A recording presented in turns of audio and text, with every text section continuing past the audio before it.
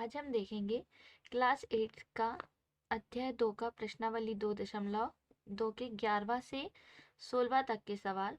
इससे पहले वाली वीडियो में हम 10वां तक के सवाल देख चुके हैं।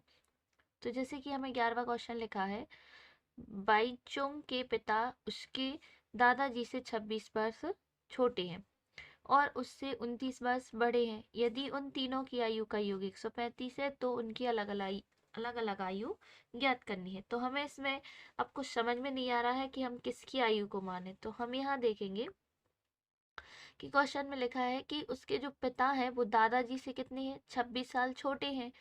तो यदि हम इसका उल्टा देखें कि पिता की आयु में यदि हम 26 वर्ष जोड़ देंगे तो हमें क्या मिल जाएगी, बेंचुइंग के दादाजी की आयु। इसी प्रकार यदि उसके पिता क्या लिखा है और पिता से जो बेंचुइंग है वो क्या है, 29 वर्ष, मतलब उसके जो पिता हैं वो बेंचुइंग से 29 वर्ष कैसे हैं, बड़े हैं। तो 29 वर्ष बड़े हैं यानी कि हम इसमें क्या करेंगे, 29 को घटा देंगे। या फिर हम इसे दूसरे तरीके से समझें तो इसमें क्या करेंगे, तो इसके लिए हम क्या करेंगे कि उसके जो पिता बीच में पढ़ रहे हैं तो पिता को ही मान लेंगे। तो हम क्या मानेंगे कि माना जो हमारा बाइंचोंग है तो बाइंचोंग के पिता की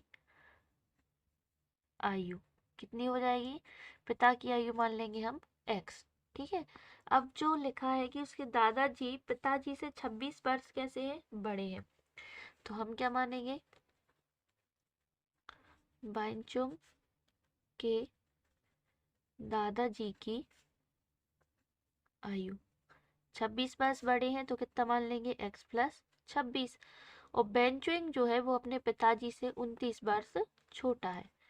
तो बेंचुइंग की आयु कितनी हो जाएगी, पिताजी से 29 वर्ष छोटा है तो उसकी पिताजी की जो आयु होगी उसमें से हम 29 को घटा देंगे। अब हमें क्या है, क्या लिखेंगे हम, प्रश्नानुसार इन तीनों का जो योग है वो कितना दिया है हमें, 135। तो x प्लस 26 और ये हो जाएगा x माइनस 29 बराबर कितना दिया है, 135। ठीक है। इन तीनों को जोड़ेंगे तो x तो कितने हो जाएंगे हमारे पास, 3x। और यहाँ से घटा लेंगे तो कितना बचेगा, माइनस के 3, क्योंकि माइनस की संख्या बड़ी है। तो माइनस के 3 बराबर 135। यहाँ से इस 3 का हम कर देंगे पक्षांतर तो ये कितना हो जाएगा, 3x बराबर 135। पक्षांतर करेंगे यानी कि चिन्ह बदल जाएगा तो प्लस के 3 हो जाएंगे। यहाँ से कितना आएगा, 3x बराबर 138। तो x बराबर कितना हो जाएगा, 138 और बटे में 3। जब इसको काटेंगे तो कितना आएगा, 3 चौके 12, बचेगा 1, 3 18, यानी कि x बराबर कितना हो गया हमारे पास, 46। तो अब ये क्या निकला हमसे, बेंचुइंग की आयु तीनों की अलग अलग निकालनी है। तो बेंचुइंग के पिता की आयु, तो यहाँ से हम क्या लिखेंगे, जो बेंचुइंग है उसके पिता की आयु,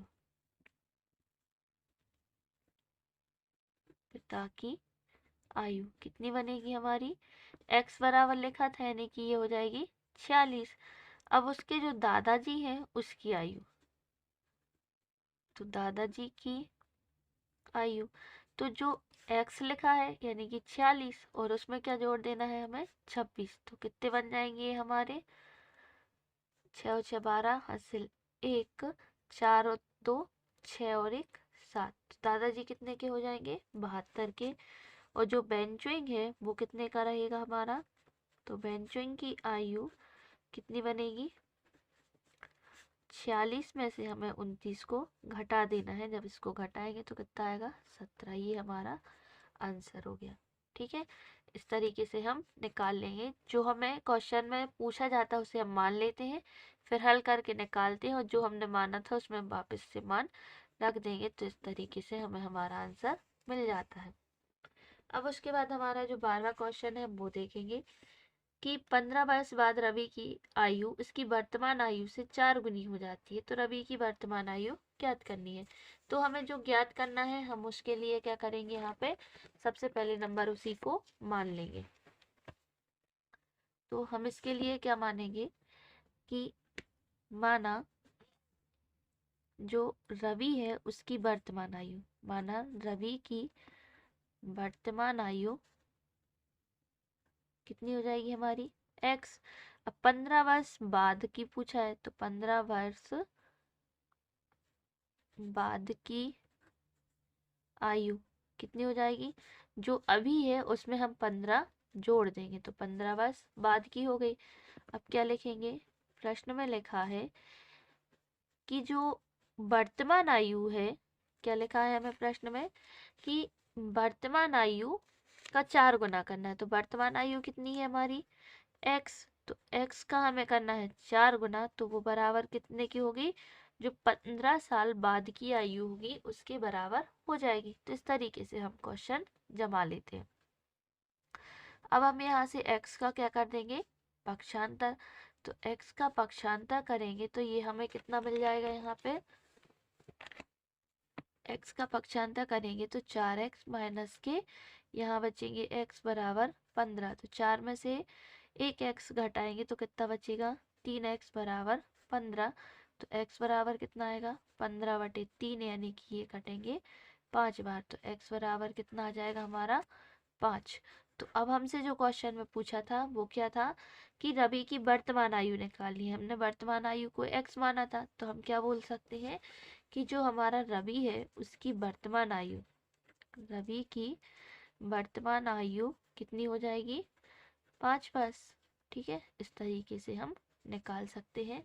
अब उसके बाद जो हमारा 13वां क्वेश्चन है हम उसे देखेंगे।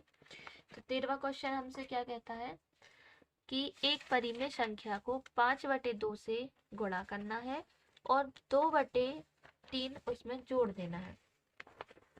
ठीक है, तो हमें क्या प्राप्त होता है, -7/12 प्राप्त होता है। तो वह संख्या ज्ञात करनी है। तो हम क्या मानेंगे कि माना परिमेय संख्या क्या है, परिमेय संख्या x है। जो कुछ हमसे पूछा है सबसे पहले नंबर इस क्वेश्चन में हमें वो ही मान लेते हैं। तो माना परिमेय संख्या कितनी है हमारी, x है।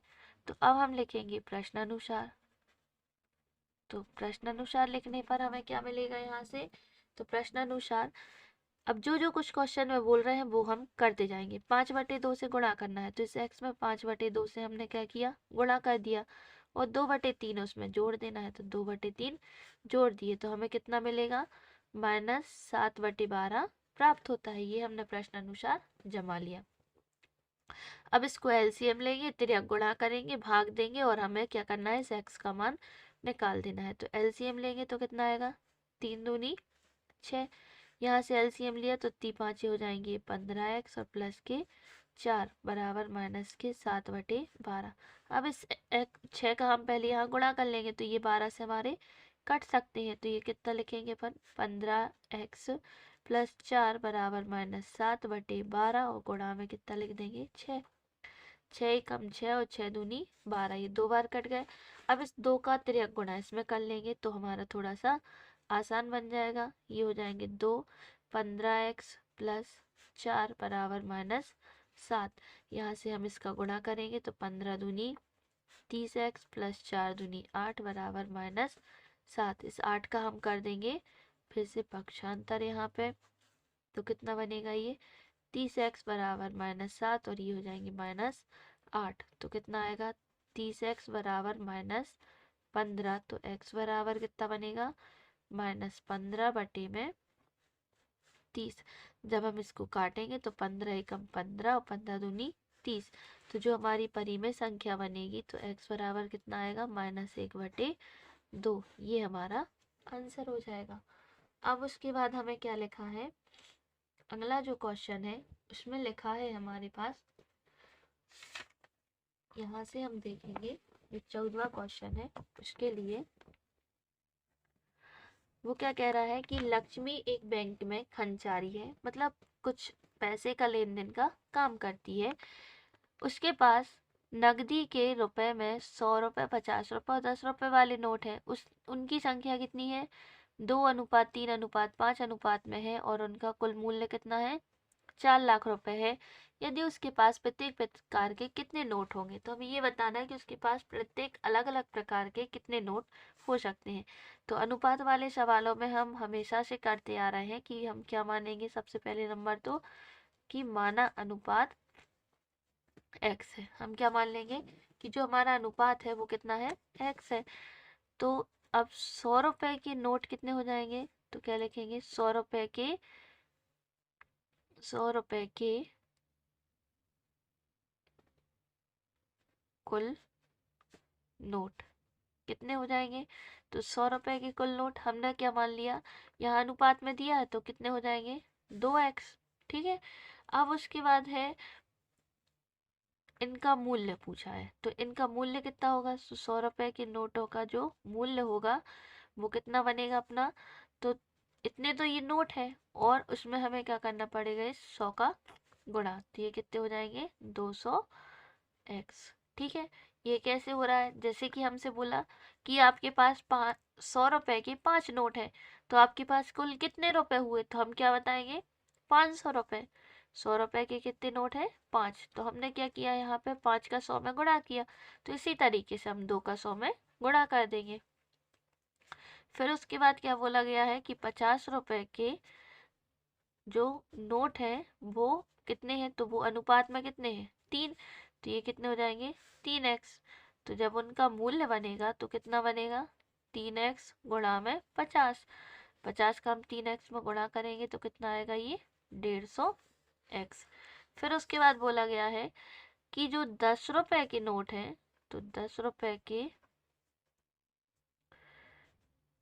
जो हमारे नोट बन रहे हैं वो कितने हैं, तो 10 रुपए वाले का अनुपात कितना था, 5x। तो इनका जो मूल्य होगा वो कितना बनेगा अपना, 5x गुणा में 10, तो कितने हो जाएंगे, 50x। अब प्रश्न में क्या बोल रहा है कि जो इनका मूल्य है, जो इनका कुल मूल्य है वो क्या करना है अपन को, 4 लाख रुपए है। तो ये कितने हो जाएंगे, 200x plus 150x plus 50x बराबर कितना होगा, 4 लाख रुपए। ठीक है, अब इन सभी को जोड़ देंगे तो ये कितना आएगा हमारे पास, 400x बराबर 4 लाख रुपए। ठीक है, यहाँ से हमने देखा कि इस जो 400 है इसको हमें इसके बटे में पहुंचाना पड़ेगा, तो कितने हो जाएंगे ये, 4 लाख और बटे में 400, तो 2 जीरो से ये 2 जीरो कट गए, 4 से ये 4 एक बार कट गया, तो x बराबर कितना आएगा, यहाँ से हमारे पास 1000 रुपये। अब हमसे पूछा था कि ये प्रत्येक प्रकार के अलग अलग नोटों की संख्या बतानी है, तो हमें पता है कि 100 रुपए के नोट कितने हैं हमारे पास, 2x। तो हम यहाँ से निकालेंगे 100 रुपए के नोटों की संख्या कितनी हो जाएगी, 2 गुणा में 1000, कितने बनेंगे ये हमारे पास, 2000। ठीक है, इसी प्रकार 50 रुपए के नोटों की संख्या निकालनी है, तो जो 50 रुपए के नोटों की संख्या होगी वो कितनी होगी हमारी, 3 गुणा 1000 यानी कि 3000। फिर 10 रुपए के नोटों की संख्या बनेगी, 10 रुपए की कितनी बनेगी, 5x है तो 5 गुणा में 1000, तो कितने हो जाएंगे ये हमारे 5000। ठीक है, इस तरीके से हम इनको निकाल सकते हैं। अब उसके बाद है हमारा 15वां क्वेश्चन। 15वें क्वेश्चन में हमसे पूछा है कि मेरे पास 300 रुपए मूल्य के 1 रुपए, 2 रुपए और 5 रुपए वाले सिक्के हैं। अब क्या बोला है कि 2 रुपए वाले सिक्कों का मूल्य 5 रुपए वाले सिक्कों की संख्या से 3 गुना है और सिक्कों की कुल संख्या 160 है, तो मेरे पास प्रत्येक प्रकार के कितने सिक्के होंगे। इसमें हमें दो बातें दी हैं, लेकिन हम एक ही अनुपात से दोनों को नहीं मान सकते, तो हम क्या मानेंगे, पहले नंबर तो 1 रुपए का अलग से है तो वो उसको अलग रख लेंगे, और 2 रुपए और 5 रुपए वाले का झंझट है तो उसको हम हल करके देख लेंगे। तो क्या मानेंगे कि माना 1 रुपए के सिक्कों की संख्या, 1 रुपए के सिक्कों की संख्या कितनी हो जाएगी हमारी, x। ठीक है, हमने ये मान लिया कि माना 1 रुपए के सिक्कों की संख्या है x। अब उसके बाद क्या मानेंगे कि इनका मूल्य कितना बनेगा, तो इसका जो मूल्य बनेगा वो 1 गुणा x यानी कि x बन जाएगा। फिर दूसरी चीज मानेंगे कि 5 रुपए वाली, तो माना 5 रुपए के सिक्कों की संख्या। तो 5 रुपए वाले सिक्कों की संख्या कितनी बनेगी हमारी, तो मान लेंगे कि बाय। तो इसका जो मूल्य बनेगा वो कितना बन जाएगा हमारा 5 बाय 5 का हम बाय में गुणा करेंगे। अब क्वेश्चन में दिया है कि जो हमारा 2 रुपए वाले सिक्के हैं, क्या दिया है क्वेश्चन में कि 2 रुपए वाले सिक्कों की संख्या 5 रुपए वाले सिक्कों की संख्या की 3 गुनी है। हमने 5 वाले तो मान लिए, अब हमें क्या दिया है कि 2 रुपए के सिक्कों की संख्या। ठीक है, तो हम प्रश्न के अनुसार ही जमाते जाएंगे। 2 रुपए वाले सिक्कों की संख्या बराबर 3 गुणा 5 रुपए के सिक्कों की संख्या। ठीक है, इसको हम इस तरीके से जमा लेंगे। तो 2 रुपए वाले सिक्कों की संख्या, इसको हमें निकालना है, तो यहाँ से क्या करेंगे 5 गुणा, हमने क्या किया 3 गुणा 5 रुपए वाले सिक्के कितने हो गए हमारे 5 बाय। ठीक है, 5 रुपए वाले जो सिक्के हैं इनका ये मूल्य दिया है, सिक्के कितने हैं हमने कितने माने हैं बाय, तो जो 2 रुपए वाले सिक्के बनेंगे वो कितना बनेगा हमारा 3 बाय। ठीक है, अब हम इससे 2 समीकरण बनाएंगे, तो इसका हम मूल्य बताएंगे कितना बनेगा, तो मूल्य बराबर 2 गुणा 3 बाय यानी कि इसका मूल्य कितना बन जाएगा हमारा 6 बाय। ठीक है, अब सभी के सिक्कों की हमें संख्या पता चल गई और सभी का हमें मूल्य पता चल गया, तो हम इसके लिए क्या लिखेंगे प्रथम शर्तानुसार। 2 शर्तें हैं इसमें, तो पहली लिखेंगे प्रथम शर्तानुसार क्या दिया है कि सिक्कों का मूल्य, सिक्कों की कुल संख्या, तो संख्या संख्या को जोड़ दो, तो संख्या संख्या को जोड़ेंगे तो इसकी कितनी है x, इसकी है y और इसकी कितनी है 3 y, तो इनको जोड़ेंगे x plus y plus 3 y बराबर कितना है 160। इसको हल करें तो x प्लस 4y बराबर 160। ये बन गया हमारा पहला समीकरण, पहली शर्त हो गई। अब हम क्या लिखेंगे द्वितीय शर्तानुसार, तो दूसरी भी शर्त दी हुई है भाई, तो अब हम उसको भी लेके चलेंगे। दूसरी शर्त क्या दी है कि इनका जो कुल मूल्य है वो कितना है 300 है, तो हमने कुल मूल्य भी निकाला था, मूल्य 1 रुपए का कितना है x, 2 रुपए वालों का 5 रुपए वालों का मूल्य कितना बनेगा अपना 5 बाय, और 2 रुपए वालों का कितना बन रहा है 6 बाय, इनका कुल मूल्य कितना हो गया 300। अब ये दोनों जुड़ रहे हैं तो जोड़ देंगे, x प्लस के 11 बाय बराबर कितना बनेगा 300। ये हो गया समीकरण नंबर 2। अब जो समीकरण 1 है उसमें से हम समीकरण 2 को घटा देंगे, तो समीकरण 1 माइनस समीकरण 2। ठीक है, घटाएंगे तो दोनों को लिख दो साथ में, तो ये कितना हो जाएगा 160। ये बनेंगे x प्लस 11y बराबर 300। घटाने की बात हुई है तो एक में से 2 को घटाना है, तो यहाँ से हम घटाते हैं जब, तो दूसरा वाला जो समीकरण होता है उसके चिन्ह परिवर्तित हो जाते हैं। इसी बात को हम आगे जो सवाल करेंगे बीजगणितीय व्यंजक पढ़ेंगे, उसमें पढ़ेंगे 9 अध्याय में है, तो उसके लिए भी हम करेंगे। तो ये x से हमारा x कैंसिल हो जाएगा, यहाँ पे कितने बचेंगे, तो 11 में से हम 4 घटा देंगे तो कितना आएगा हमारे पास 6, वो भी कैसे माइनस के 6 बाय 11 में से 4 घटाएंगे तो कितना आएगा यहाँ पे हमारे पास 7, और यहाँ पे 300 में से 160 घटाएंगे तो ये कितना आएगा माइनस के 140। ठीक है, अब उसके बाद इसका हम बाय का मान निकालेंगे, तो माइनस 140 बटे में माइनस 7, तो माइनस से माइनस कट गया, इसको काटेंगे तो 7 दूनी 14 यानी कि ये बाय बराबर कितना आएगा 20। ये आया हमारे पास अभी फिलहाल में बाय का मान। अब बाय का मान चाहो तो समीकरण 1 में रख दो या 2 में रख दो, तो x का मान निकल आएगा, तो हम क्या रखेंगे यहाँ समीकरण 1 से। ठीक है, यहाँ x प्लस 11 और यहाँ पे 20 बराबर 300। कितना बनेगा, एक्स बराबर एक्स प्लस ये कितने हो जाएंगे हमारे पास, यहाँ से बनेंगे कितने, सॉरी ये समीकरण नंबर 2 है, तो ये बनेगा 0 और 11 दूनी 22 बराबर 300। इसका पक्षांतर करेंगे तो x बराबर कितना आएगा, 300 माइनस 220, यानी कि कितना बचेगा ये 80। ये किसका मान हो गया, x का, x बराबर 80 और y बराबर 20। अब हमसे पूछा क्या था यहाँ पे कि इन सिक्कों की संख्या बतानी है। क्वेश्चन में क्या पूछा था कि प्रत्येक प्रकार के कितने सिक्के होंगे, तो हम क्या लिख देंगे लास्ट में आंसर में कि 1 रुपए के सिक्के कितने हो जाएंगे हमारे, x थे तो x का मान कितना है 80, तो ये हो गए 80। फिर बोला है कि 2 रुपए के सिक्के, तो 2 रुपए के सिक्के ये कितने हो जाएंगे, तो 2 रुपए के जो सिक्के हैं उनकी संख्या कितनी है हमारे पास 3y, तो 3y यानी कि 3 गुणा y का वैल्यू कितनी है 20, तो कितने हो जाएंगे 60।